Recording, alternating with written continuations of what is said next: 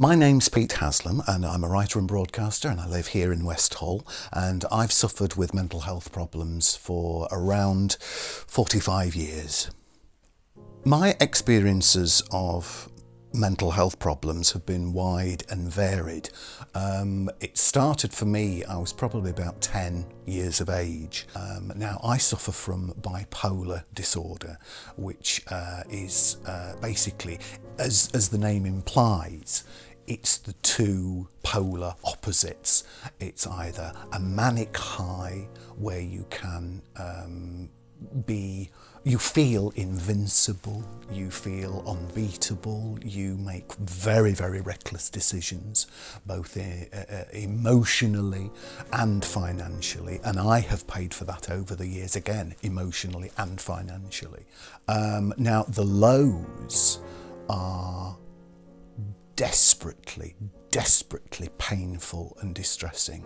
That is why, you know, the bipolar, the total opposite.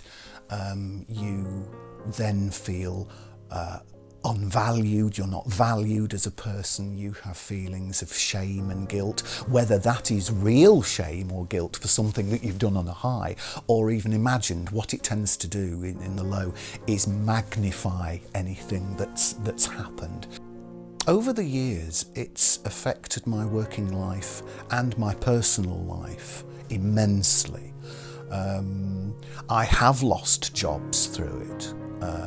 I have had very unpleasant experiences with companies who have no, or at the time, had nothing in place for people who suffered with mental health problems. They had things in place for ethnic minorities, they had things in place for the physically disabled, but nothing.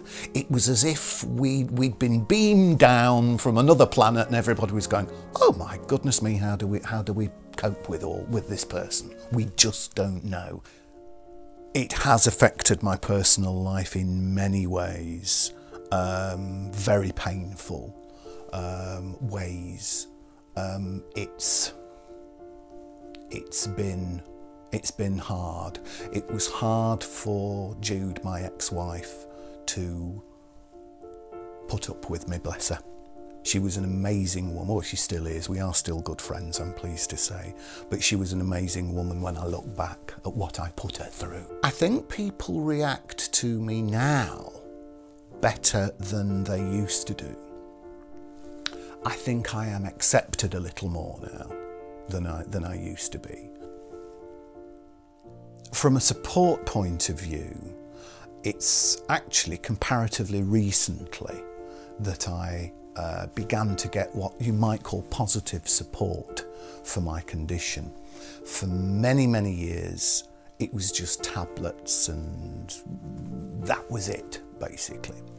But when I came up here to go into radio full time and I was ill, I was very, very lucky because the GP I had at the time had a genuine interest in mental health problems. The first action that she helped me with was I got a counsellor. Now this lady, a lovely lady, was training to be a counsellor and I was like her case study. So it helped me, but it also helped her too. I also do silly little things myself, like I try meditation as well, just to help out. I think what you've got to do is you've got to be prepared to do the work. Now, one of the reasons I decided to hopefully become a service advisor, which I've been now for several years with Humber Mental Health, is because I wanted to help. I'm a fluffy activist. I wanted to help change people's perception. Maybe we are doing some good. Maybe we are doing a little bit of good. We have an awful long way to go, but I think we can improve things.